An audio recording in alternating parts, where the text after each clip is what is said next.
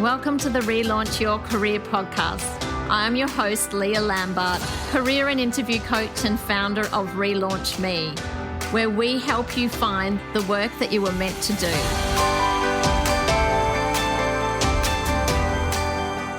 Today I'm interviewing Alanna Ball, who has had a decade of experience working in health and safety across a number of different industries. I really wanted to get Alanna on the podcast to get an inside perspective into this field of work, but mostly to understand the fantastic work that she does as the founder and CEO of the Women in Safety Networking Group. Welcome to the podcast, Alanna, and thanks for taking the time to speak with us today. Leah, really excited. So what I might ask you to do is if we can start off by talking about how you came to start your career working in the field of health and safety. Yeah, so it was actually an interesting journey. I grew up in Gladstone in central Queensland, and I was working in the HR space, so studying HR, working in HR, recruitment, that kind of thing. Now, growing up in Gladstone, you're surrounded by heavy industry. You know, my dad was working in industry. My brother started working in industry. And I guess I started to see that my career in HR wasn't necessarily impacting people the way I thought it was. And I started to look at other avenues thinking, you know, I feel like I could help people more in their careers. Saw the safety side as really coming into helping people get home safe and being home with their families. And for me, you know, family is such a big part of my life. I wanted to make sure that my brother, who was getting injured at work, that he actually could go home safely. So I kind of did a little bit of a hop, skip and a jump and was very fortunate to have picked up a role quite early in that and just started studying health and safety at uni and networking with people in that space and picked up my first role to work in it. So it really came from a position of, I guess, a need to want to help people more. And I mean, it's a fantastic way of doing that. I've worked with WorkSafe several times in the past, and I can just say, you know, the people that I've worked with there, some of them have worked there for 30 years doing, you know, I guess what we would call really highly admin focused roles, but because they know that they are contributing to getting people home safely and their values align, they're just so committed to their role there. So over the last decade, you've worked in a number of roles and a number of industries, starting working in the mining company. Can you give us an understanding of the type of work you would do in a health and safety officer role in the mining industry? Yeah, mining's very much, I guess, a sphere in its own, with its own pieces of legislation. It's very much, I guess, mining they are far more advanced, I guess, in their safety journey than some smaller organisations might be. So for them, it's really risk-based stuff. So it's really looking at the risks that are impacting them on a day-to-day. They also have the aspect of productivity and production risks. So they still have to make sure that they're outputting what they said they would to shareholders, to, you know, stakeholders overseas and whatnot. So it really comes down to who they were working with, understanding the risks of their business and then the risks of the tasks. So a lot of the tasks are, I guess, more high risk than, say, you know, an office-based role. So the risks are higher. Therefore, we need to be monitoring them more, understanding them better, and what controls can we put in place to make sure that they're safe. So for me, the mining was very much a risk-based, know the risks, know what controls it, because if it fails, the reality is you're more likely to kill someone than if a control failed in an administrative kind of setting. So when I picture a health and safety officer working in that field, I'm picturing you know, out on site, hard hat, fluoro vest. I mean, what would a typical day look like? Do you spend a lot of your time on site, or is there a bit of balance between on-site work and office work? And I guess it's going to vary for anyone. I know for myself, a majority of my roles have been more corporate based. So I do more of the, I guess, policy and the strategy that sits behind what happens on site. I have done a lot of site work and it is the glamorous world of hard hats. Every day is a bad hair day with those. and fluoro yellow matches nothing. But in saying that it is going out, for me, I'm very much on the consultation and communication. I don't know all the risks of someone's job, but being able to go in and say, at least have a chat to me about it. Tell me what you're doing. Tell me what things could go wrong in this. Whereas I think some people in safety go out with you're doing it wrong. And we've quite often got a bad name or a bad reputation as a profession because of it. My approach is very much more around going and having a chat and understanding, what do they see the risks of their job? They know the job. They're the expertise, not me. I've got an expertise in this field and I can help them navigate that. But they're the experts in their field. They know what could go wrong. So let's raise that conversation. Then sometimes it is sitting in the office and analysing the data and analysing, we've had all of these incidents this month. What went wrong? Was it a super rainy month? Was it, we've said production needs to be met. Everyone was, really busy, or leading into Christmas where you kind of get a little bit more complacent. So understanding that data at times can be days, weeks in the office. Writing policies, processes to try and mitigate things is quite often back in the office in front of the computer. So I think it is a balance. I think it should be a balance for anyone, regardless of what site looks like. Getting out and talking to the people who, I guess, where the safety matters is more important than sitting behind the computer.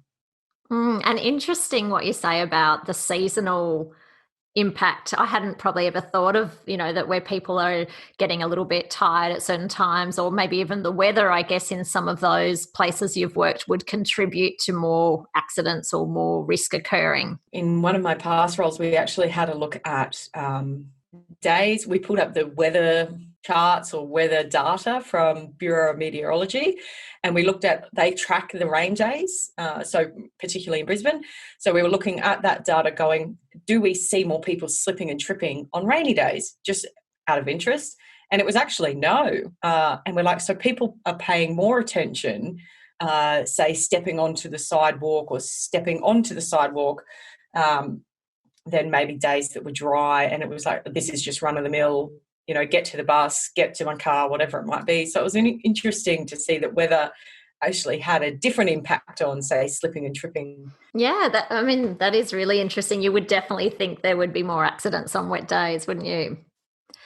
So just to give anyone, I guess, who is perhaps interested in a career in health and safety, an idea of the different types of roles, within a bigger organisation where there's perhaps quite a large OH&S team, what would be some of the different types of roles or levels that might sit within that team? Yeah, so I guess for me, I would start looking at not necessarily what roles are available, but there's the Australian Institute of Health and Safety, and they're our, I guess, professional peak body. And they have different levels in there. And I think it's a really great starting point for anyone interested in getting into safety, because it lets them see, I guess, a level of professional capability.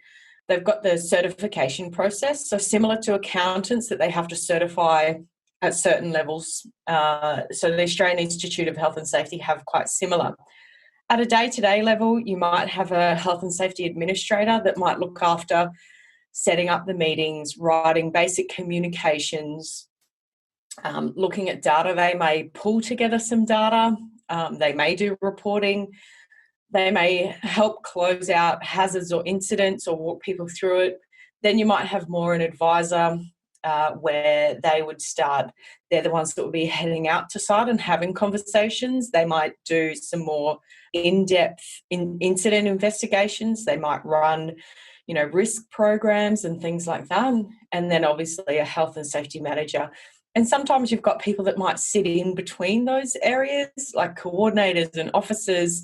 But for me, I think the Australian Institute of Health and Safety at least gives you a guidance of the qualification level. So whether it's a Cert 4, whether it's a degree, whether it's a master's, and where you might fit in that process. So it's still early in the adoption stages, but I think for anyone looking to get into safety, I think it might just help scope that out. Back in the day, you could just have an old WHOSO certificate and get employed, but now I think there's a lot more rigour and a lot more education required, given at times there's a lot of science behind, say, incidents, chemicals, asbestos, silica, all these things that we're seeing come out. So, the Institute's a starting point, and then obviously talking to different training providers of what they can offer and where it might fit them. That's really great advice. And I think often going to the industry body is such a good place to start, but often people sort of forget that and they immediately jump onto TAFE and university courses, looking at websites and courses.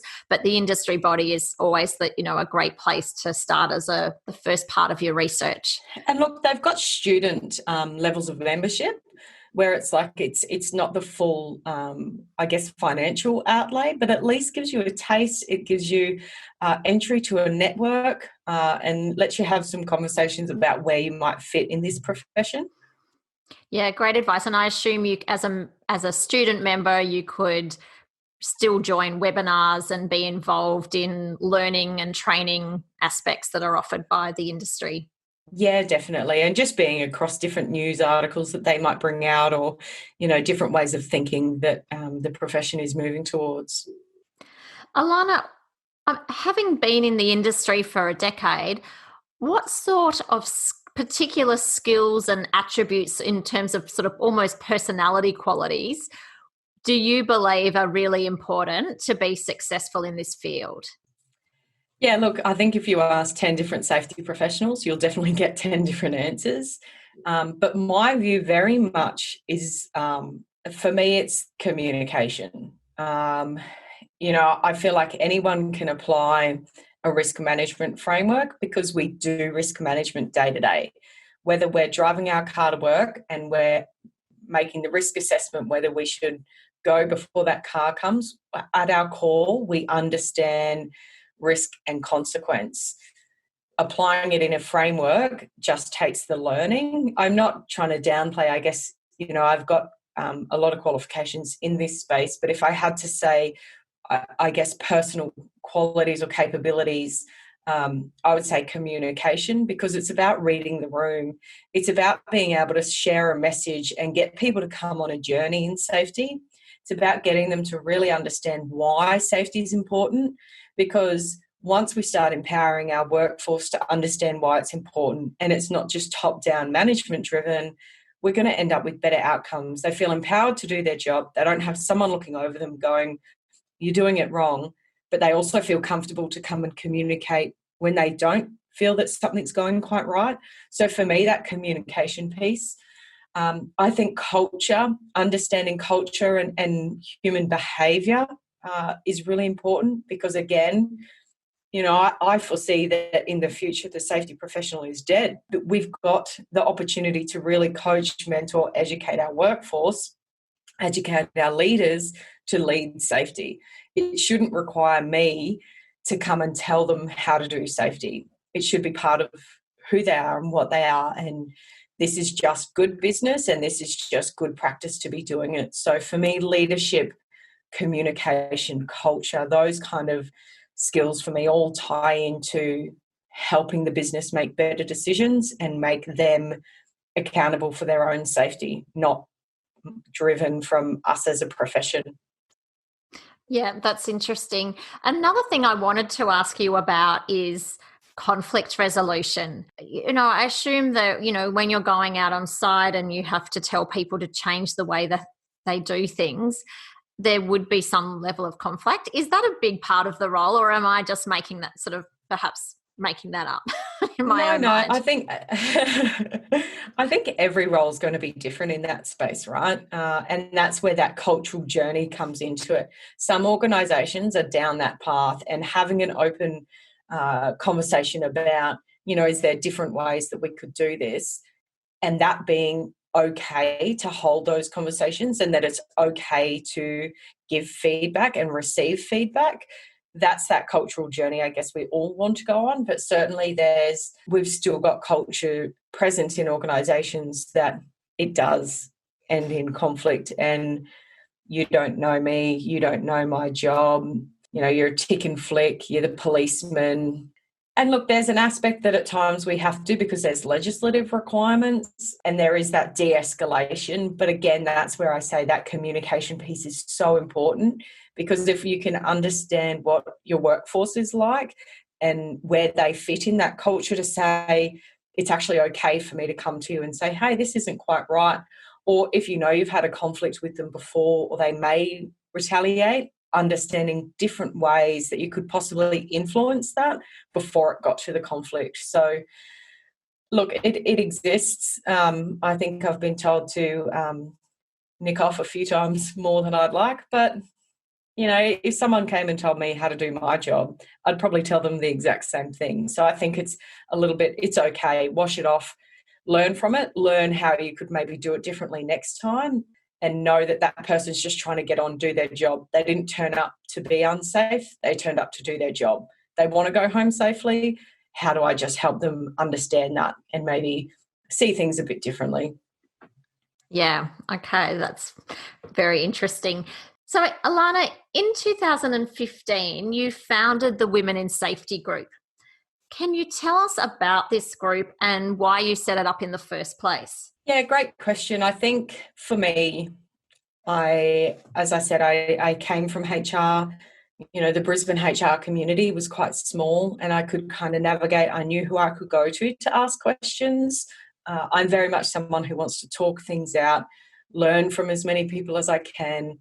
People have faced these challenges before, so why do I have to go through it alone? Then when I moved into safety, I felt like that whole network, that whole support crew had just exited stage right. And I was working in an organisation where I felt quite frustrated with the culture.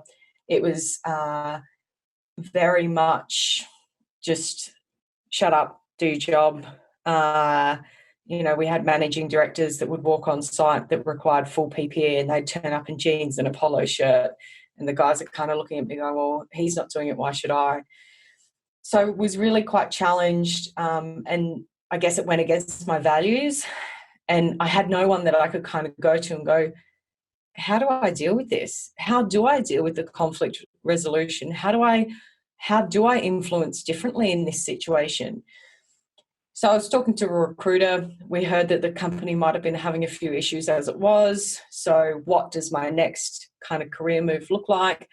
And her and I started, I guess, brainstorming this idea of a group that we could come together and discuss this. I thought it would be three of us having a coffee or a wine every couple of months, and I could just go, knock, knock, hello, got this problem, help. Turns out I wasn't the only one, I guess, having these frustrations, having these, who can I talk to? We had bodies that were meeting, but they didn't feel they fit.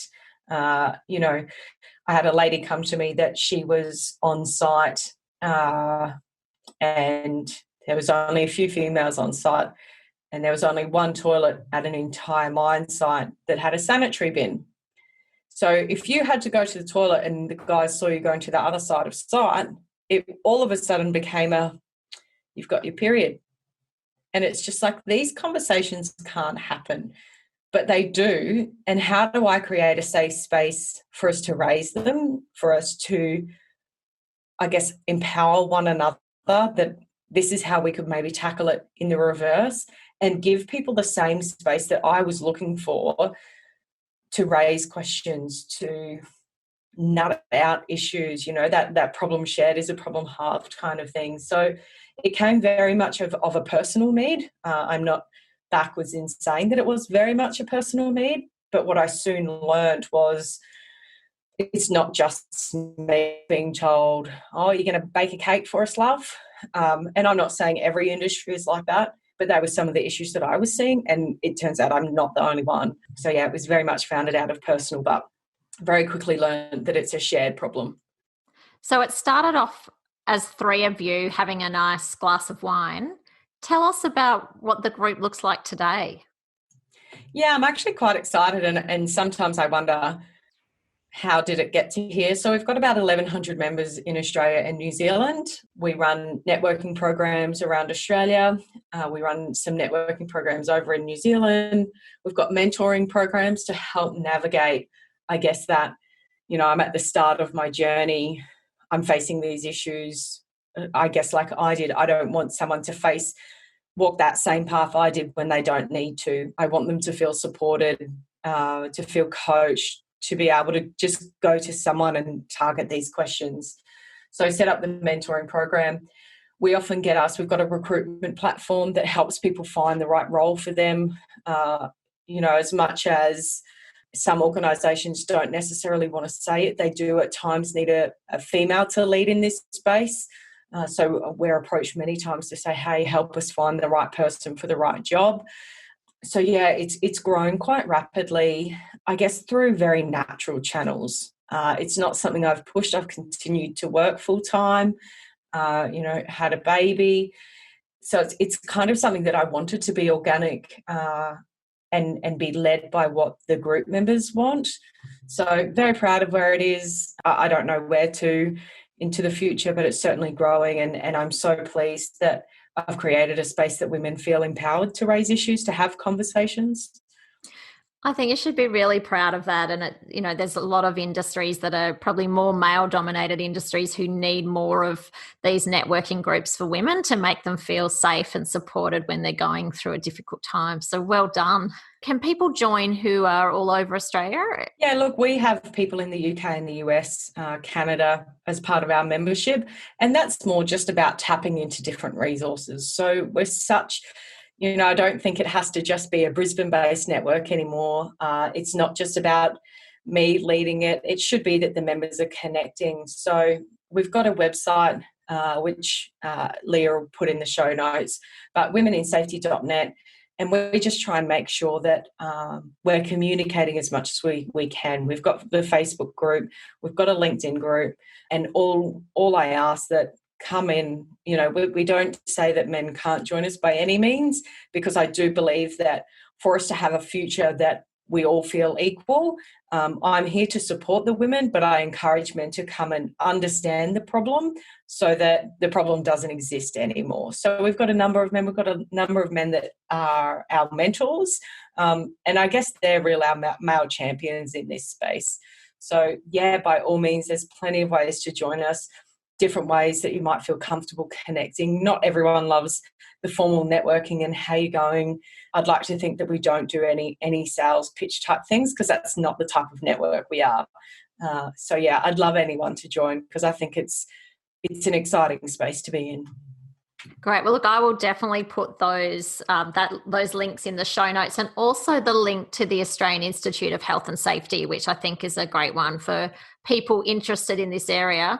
So look, Alanna, I just want to say congratulations on the great work you're doing in this area. You're very inspiring. Particularly, I know you've got a young baby. Is that right? Yes, a 15-month-old little terrorist that rules the house at the moment. But hard enough having a little one and having a full-time job. But I can only imagine how much time you also invest in the Women in Safety group. So hopefully you can keep that up and get some new members. And it's a fantastic initiative. So thank you for being on the podcast today. If anyone is interested in reaching out to Alanna, then I will be putting her details in the show notes as well. Alanna, I wish you all the best for the remainder of the year. Thanks, Leah. I hope you stay safe and navigate these different times that we're in. And thanks so much for inviting me. I love having a chat and learning different things. So always great to touch base. Great. Well, thanks again, and have a great day. Thanks.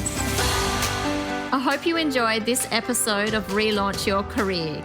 If you did, please subscribe, share with your friends, leave a review, or connect with us on social media at Relaunch Me Career Consulting. If you have any questions about the episode or the work that we do, then contact us via the website relaunchme.com.au. Thanks for listening. Have a great day.